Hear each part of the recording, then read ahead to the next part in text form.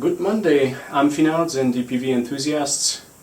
I hope you had a wonderful weekend and you want to kickstart your new week with some healthy dose of underwater knowledge. Today I would like to talk about the reason we swim or we use underwater scooters, or the DPVs as we call them in this channel. And there are many reasons people have to use DPVs. Some people like fast swimming, some people like rapid ascent, they want to have just some additional gizmo. There are many reasons, but there's one fundamental reason people use DPVs, which is air consumption. So I wanted to discuss certain aspects of the relationship between DPV usage and air consumption, and I'll try to show you how they are related. Or in other words, what's the advantage of using a DPV if we think about air consumption. We know that one of the hardest things to do underwater is to swim with our fins. Fins can be really hard on our physiology, especially if we are not trained to use them. If we normally use other muscles and they're underwater, we have used different muscles, then we exhaust ourselves pretty quickly. So fin usage is a primary driver for air consumption underwater. So the reason, the topic of this talk will be how fin usage influences our air consumption and how DPV usage can decrease this air consumption. So let's get started. In order to assess how much air we use when we use fin swimming underwater, the primary thing we need to know is what's the thrust level. The second thing we need to know is what is the air consumption for a particular thrust level. And the third thing we have to know is how those two are related to each other. What's the function? So if I have a thrust on the x-axis and air consumption on the y-axis, how the relationship between them looks like. So in order to learn this stuff, we went online and found something. The first thing we found is our trusty wiki post, which talks about fin swimming, and wiki gives us some good papers, resources to study this issue. One of the papers, a Japanese paper, the link is in the description, talks about the maximum sustained thrust a human being can create when underwater swimming. And this number is 14 pounds. So the maximum thrust we can create with our fins for a prolonged period of time would be 14 pounds. Okay, so we know the first number, 14. Of course, the lowest possible thrust is 0. So we know the span. We're going to talk about thrusts between 0 and 14 pounds. Let's talk about y-axis. What is the possible underwater air consumption? And for that, we looked into a Navy dive manual, and this publication, again, the link is in the description, gives us a number between 8 liters per minute for a complete idle diver up to 100 liters per minute for heavy work. So if this heavy work is our fin swimming, then we can think that the fin swimming can create air consumption between 8, again idle, relaxed diver doing nothing, up to 100 liters per minute, which is very heavy fin swimming. Okay, so what's the relationship? Well, that was the toughest part. We couldn't find any paper which actually talks about this relationship, the nature of it. But we found a different paper which is about firefighters responding to different levels of effort. So the researchers studied firefighters when applying 25, 50% and 70% of the maximum effort, and they observed air consumption. What we've learned from this paper is that this air consumption is actually linear. So there is a very nice linear correlation between muscular effort and air consumption. So good news, we have something we can talk about.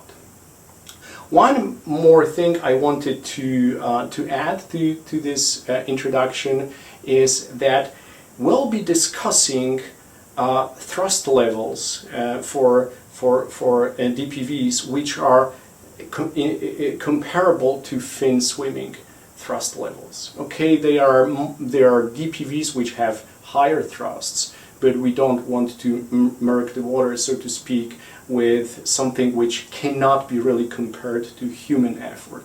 So in this video we will be talking about thrust created by human beings and comparable thrust created by DPVs and how those things influence our air consumption. Since we know how much thrust human being can create, let's end corresponding air consumption. Let's put this DPV, which is one of our thrusters we use, let's put them on the same plane with human thrust and see how much electricity this guy requires for given thrust level. So we're going to do a similar exercise to what we've done with human thrust on the x-axis and air consumption. What we're going to do with this guy, we're going to compare the same levels of thrust with battery life. Okay, so of course this guy pays with a different currency. Human body pays with air, this guy pays with electricity. And before I go forward, I have to make sure that we know what we're talking about. We'll be talking about a specific thruster here, which has a specific power versus thrust characteristic, and the link is in the description again. And we'll be talking about a specific battery. We decided to use a 10 amp hour battery at 20 volts, and we'll use it for our calculations. So let's get started. All right. So on this graph we put two things together. One is human thrust and required air consumption. As you can see, it's labeled RM, stands for respiratory minute volume. This is how much air a human being requires for a particular activity. And on this axis we have power consumption, which is required by our DPV, and you see that those powers correspond to certain thrust levels which can be created by this DPV. And here on this axis we have battery life in minutes. So you see that we have maximum battery life around 200 minutes, and we go down to almost nothing, to zero here. Okay, so we have two performances, so to speak, on the same graph. Human performance, which is paid with air, and the DPV performance, which is paid with battery life. So let's take a look. So for humans, as we mentioned, for zero thrust here, we consume 8 liters per minute. Very little. If we keep this consumption, we can stay underwater for a prolonged periods of time, assuming and we don't deal with any decompression, of course. And as we increase the thrust, so you see that for 4 pounds of thrust we create with our fins, we require 40 liters of air per minute. Big jump from 8 for 0. For 6 pounds of thrust, again with fin swimming, we require around 50, maybe 55 liters per minute. For 8 pounds of thrust, it jumps up to 60. For 12, up to 80. And for 14, up to 100. All right? So we have this red line here, which represents the relationship between the RMV and the thrust created with fins. Let's take a look at how the DPV pays for the same levels of thrust. So for 0 thrust, of course, we have our full capacity. For roughly 2 pounds of thrust, we'll go down to roughly maybe 90 minutes of battery life. For 4 pounds, it goes down to well, maybe 1 hour here. Yeah. And for 6 pounds, it goes down to 30 minutes, probably half an hour. And for 14 pounds of thrust, our DPV's battery life drops to 14 minutes. Okay, so this black line shows us the relationship between the battery life for a given support level, for a given thrust. For those of you who like solid reference points and they don't want to go through graphs and plots, we prepared 3 cases. Those cases are, in our opinion, good reference points to see how much air you will consume for a given thrust level when you create it with your fins, as well as how much battery life you can expect from a DPV under assumptions we spoke about earlier for the same thrust level. Okay, so we decided to show you thrust levels which are 14, 8, and 4 pounds of thrust. So let's go. Here we have our 3 different levels of thrust created either with our fins or with a DPV. So let's say you wanna swim with a thrust level of 4 pounds of force. You would consume, for this level of effort, you would consume 5 times the amount of air you consume when you do nothing, when you just relaxed and idling and water. So this is the level of thrust which consumes 5 times your baseline level. How about, and for this thrust level, your battery life for this particular DPV would be 1 hour. So you can enjoy this swim for 1 hour and you can consume only 1/5 a fraction of this RMV which is required for a fin swimming. For 8 pounds of thrust, things become even more dramatic. So if you want to create a constant thrust of 8 pounds, you have to consume 7.5 your base line level of air consumption. So this is a significant increase. For the same thrust, you will enjoy the DPV for 30 minutes, which is in most cases enough. So the penalty you pay with your battery life is still acceptable, I would say.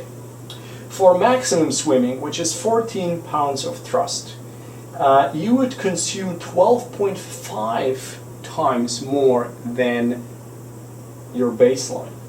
And your battery life for the same thrust created with this DPV would be 14 minutes. So this is, I agree, on the short side. but still you can support yourself and spare a lot of air, but of course for a shorter period of time. So these are the reference points we think are important. One more note, and this is for free divers. The math you see here holds for free diving. The reason being is that air consumption is closely correlated with oxygen consumption. So the oxygen you have in your lungs is going to be consumed at the same rates you see here, even though we're talking about air consumption. So you can benefit from a DPV in a similar manner when you compare air consumption for given thrust effort. And remember, your tank is your lungs, right? So everything is the same, just it's compressed in time to relatively short. So my message here is, if you want to enjoy a truly three-dimensional swim or dive, which gives you an additional travel in any direction underwater, please use DPVs. If you don't use them, you have to take enormous amounts of air with you, and it will be just not practical. And what people usually do, they just go up and down and they swim very little because they are concerned with air consumption. So don't do it. Grab something which is not that heavy, add this piece of equipment to your toolbox, and you'll enjoy three-dimensional. So if you liked this video, please subscribe, like us on Facebook, leave some comments, give us your feedback, and see you next Monday. We'll be talking about some cool stuff too. Thank you. See you later.